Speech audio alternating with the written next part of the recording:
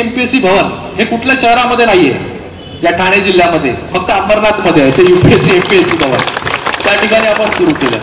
त्याचबरोबर या shooting range आपण म्हणालात की शूटिंग रेंज लोकांना अगोदर वरळीला नाही तर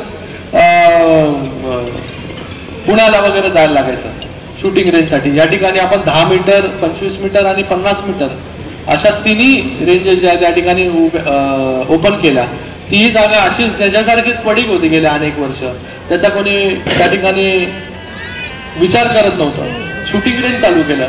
आता त्याच्या समोर जे आहे ते आम्ही इंडोर आणि आउटडोर स्पोर्ट्स स्टेडियम त्या ठिकाणी करतोय आणि ते पुढच्या 18 महिन्यामध्ये आता पैसे देखील मंजूर झाले, अजून ऍडिशन जे पाहिजे ते.